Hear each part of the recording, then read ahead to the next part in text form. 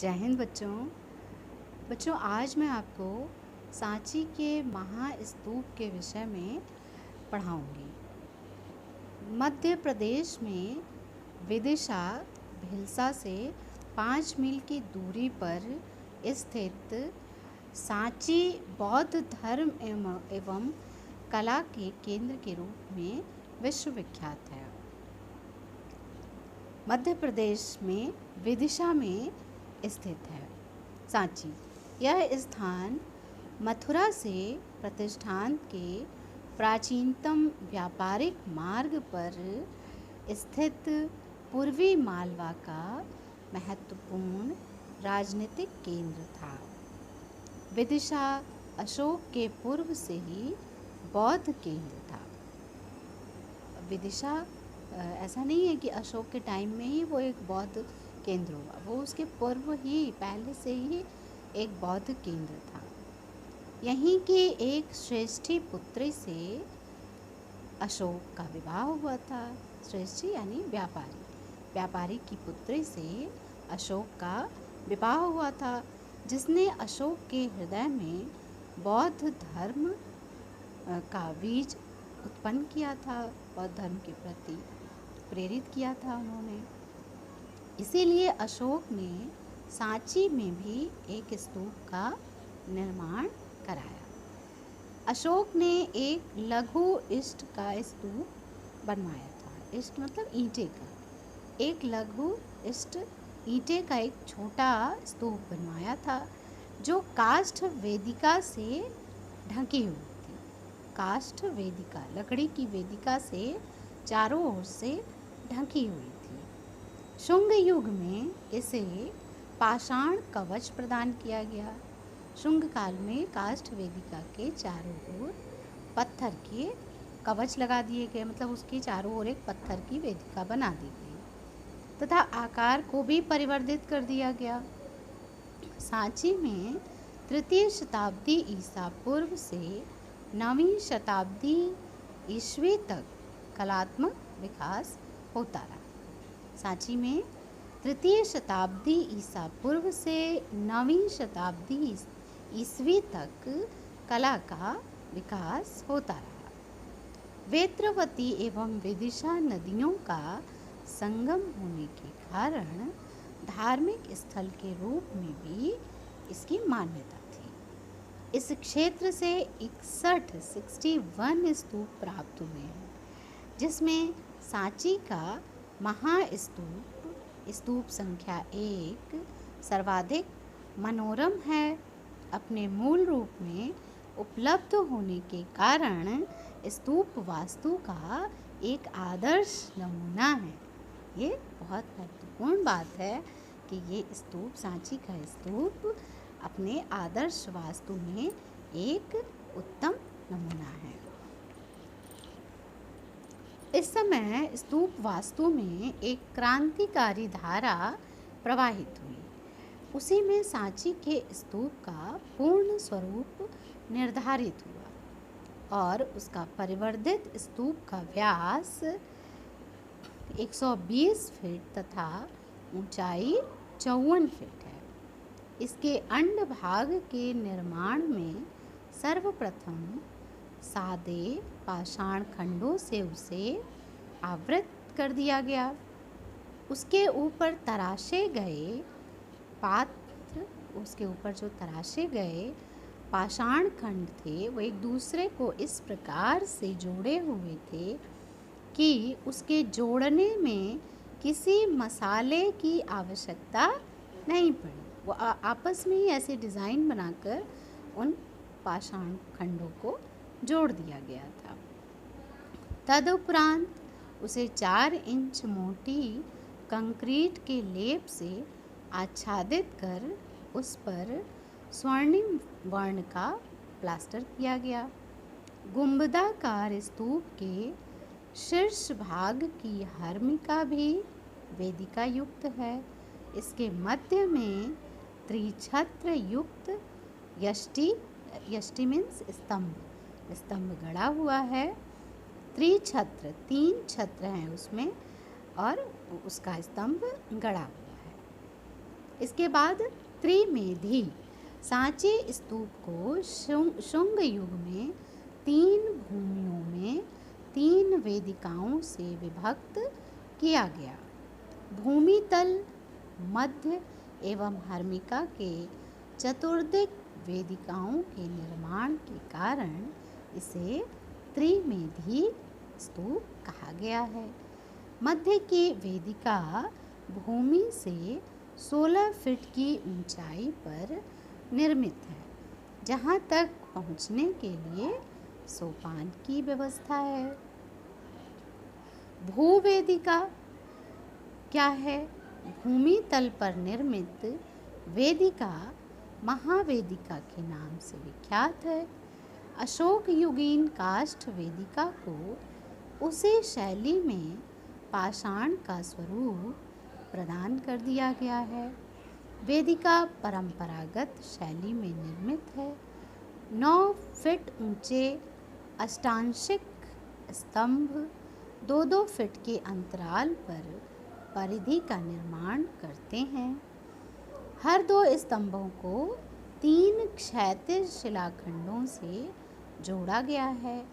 प्रति शिलाखंड 2 फीट चौड़ा है।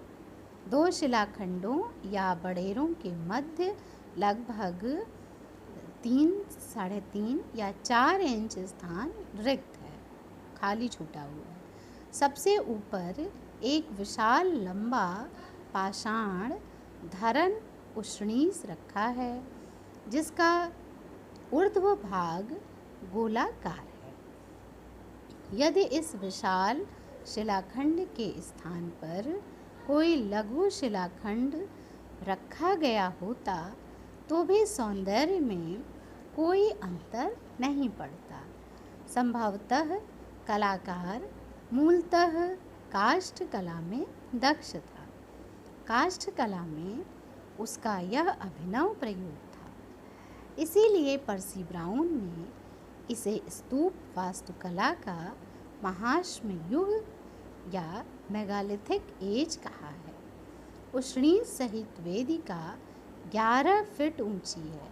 स्तंभ, सूची एवं उष्णीष की निर्माण विधि से ऐसा प्रतीत होता है कि जैसे सभी उपकरण काष्ठ के रहे हों तथा उन्हें शिलाखंडों से स्थानांतरित कर दिया गया हो। फिर भी इसके विभिन्न अंगों में जो संतुलन है, उससे इसकी विशालता ही सौंदर्य का एक अंग बन गई है। पर्सी ब्राउन ने इसकी प्रशंसा भी की है। संभवतः इस संतुलित एवं विशाल वेदिका का उद्देश्य न मात्र स्तूप की प्रदक्षिणा के लिए पथ का निर्माण करना ही होगा, वरन स्तूप की सुरक्षा भी रही होगी। सिर्फ पथ प्रदक्षिणा के लिए पथ बनाना ही नहीं, बल्कि उसकी सुरक्षा भी महत्वपूर्ण थी।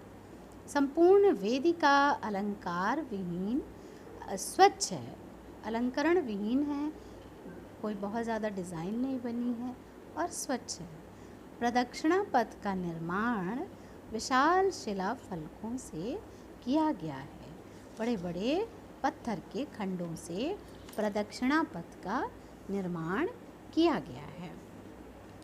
सांची की महावेदिका के तोरण द्वार भी शुंग काल में ही निर्मित हुए, जो भारतीय कला की सर्वाधिक लोकप्रिय शैली के रूप में आज भी प्रचलित है। यहाँ से 5 तोरण द्वार प्राप्त हुए हैं। कितने? 5।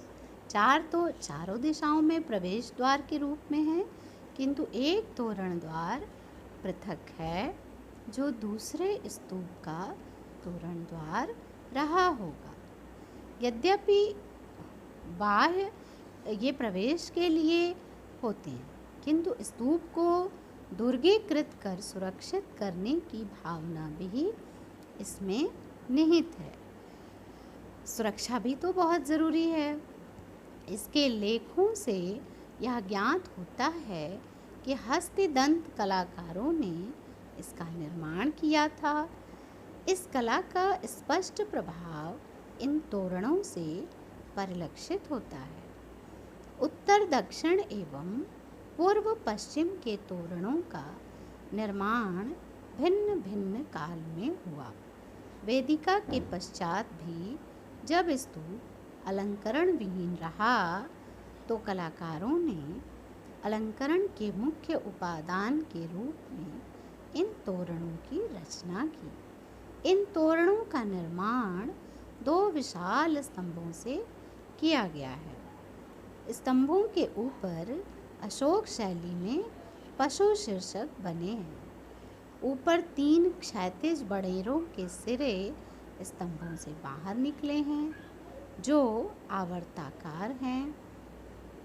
तीनों बड़ेरों को 4-4 लंबवत शिलाखंडों से संपृक्त किया गया है जिनमें गजारोही एवं अश्वारोही मानव मूर्तियां आकर्षक ढंग से चित्रित हैं। सबसे नीचे के बड़ेर के आवर्ती से स्तंभों पर लटकती 2 स्त्री मूर्तियां शालभंजिका मुद्रा में बनी हैं। सबसे ऊपर के बड़ेर के ऊपर मध्य में धर्मचक्र तथा त्रिरत्न चिन्ह निर्मित है। बौद्ध धर्म का प्रमुख चिन्ह है। तोरण अपने ऊपर के बड़ेर के मध्य में त्रिरत्न और धर्मचक्र स्थित है।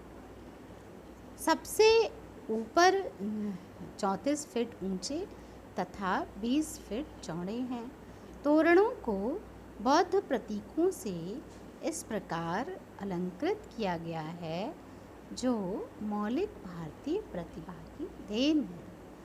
इनकी मूर्तिकला एवं वास्तुकला में जो तादात्म्य है उसके विषय में पर्सी ब्राउन ने बहुत इसकी प्रशंसा की है।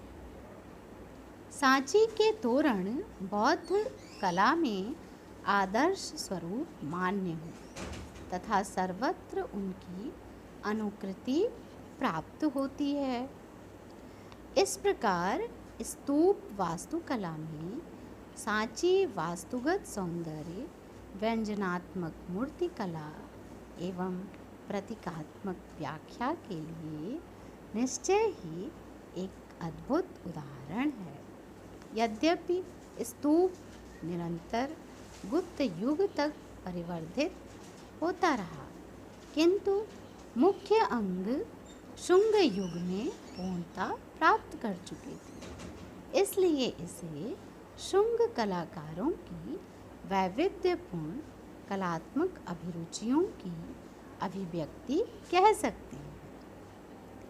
इस सांची स्तूप की महत्वपूर्ण विशेषताएं प्रत्येक विद्वानों ने उस पर प्रकाश डाला है और सबसे महत्वपूर्ण बात यह है कि ये सांची का स्तूप अशोक के काल में निर्मित होकर शुंग काल तक शुंग वंश में भी वो उस पर परिवर्तित होता रहा।